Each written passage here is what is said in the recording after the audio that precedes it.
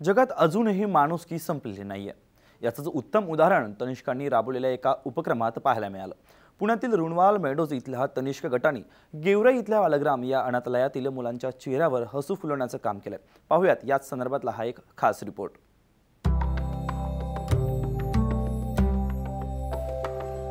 ही आहे गेवराई इथल्या सहारा अनाथालयातील मुलं। लहानपणीच आई वडिलांचं छत्र हरवल्यानं ही मुलं बेघर झाली होती।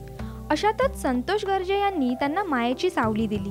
गेल्या 10 वर्षांपासून गर्जे अशा अनाथ मुलांचा सांभाळ करतात। मराठवाड्यात तसेच बीड जिल्ह्यात भीषण दुष्काळी परिस्थिती निर्माण झाल्यानं जिल्ह्यातील अनेक शेतकरी हताश होऊन मृत्यूला कवटाळून घेताना दिसतात। या अनाथ मुलांच्या संगोपनासाठी आता तनिष्का गटही पुढे सरसावलाय।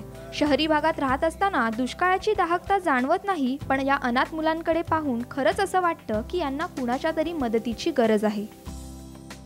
इथे आल्यानंतर आम्हाला आज खूप आनंद झालाय की आम्ही योग्य ठिकाणी आलेलो आहोत आणि आमची मदत जी आहे ती योग्य ठिकाणी पोहोचलेली आहे आणि मुलांना जी आमची मदत होणार आहे आणि यापुढेही होत राहणार आहे आमच्याकडनं। की आपल्या घासातलं एक घास म्हणून एक मुठभर धान्य आणि खरंच आमच्या रुणवाल मेडोज मधल्या भगिनींनी आणि सगळ्या रहिवाशांनी इतकी छान मदत केली की आम्ही सगळ्या ग्रुपने सगळे रोज संध्याकाळी एकत्र येऊन मीटिंग्स घेऊन बोलून त्याच्याशी सगळं संभाषण करून की आम्ही सगळे नोटीस प्लॅम्पलेट पण छापले आणि सगळ्यांनी ही सूचना दिली की एक मुठभर धान्य द्या आणि लाखभर पुण्य कमवा।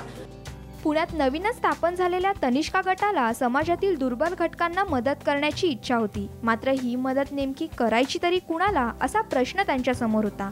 अशातच त्यांनी बीडचे उपजिल्हा अधिकारी भाऊसाहेब जाधव यांच्याकडून बालग्रामची माहिती घेऊन बालग्रामला मदत करण्याचं ठरवलं आणि 1.5 महिना पुरेल एवढं म्हणजे 1.5 टन धान्य तसंच खेळणी आणि कपडे देऊन या अनाथ मुलांना मदत केली आहे।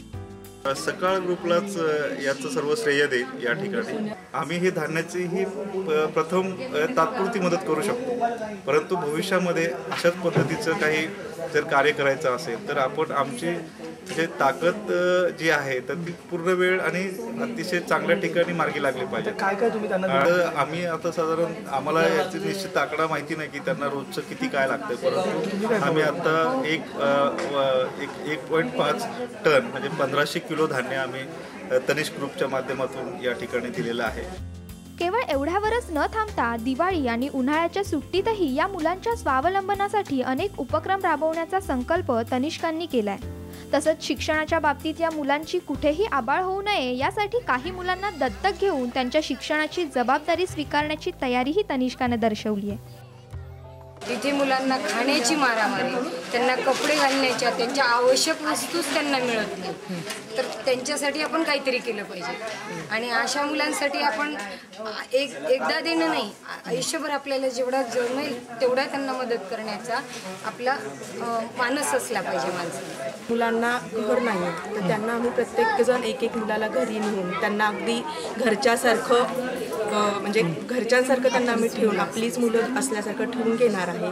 त्यांना सगळं म्हणजे लाड करणार आहे, दिवाळीचे कपडे वगैरे सगळं देणार आहे। हा आमचा उपक्रम आहे। उन्हाळ्याच्या सुट्टीत पण आम्ही त्यांना नेऊन एखादा क्लास किंवा एखाद्या मुलीला नेलं तर 2 महिने आम्ही त्यांना शिवण क्लास की ती तिच्या पायावर उभी राहील असं काहीतरी करण्याचा आमचा मानस आहे। फक्त आपण बातमी पाहतो आणि ऐकू असतो, पण त्याच्यापेक्षा जेव्हा आपण प्रत्यक्ष भेट देतो तिथली जी परिस्थिती पाहतो तेव्हा आपल्याला त्याची जाणीव होते की आपल्याला काय किती जास्त मिळाले आणि त्याची कमतरता या मुलांकडं जास्त आहे आणि ती देण्याची आमची खूप इच्छा आहे।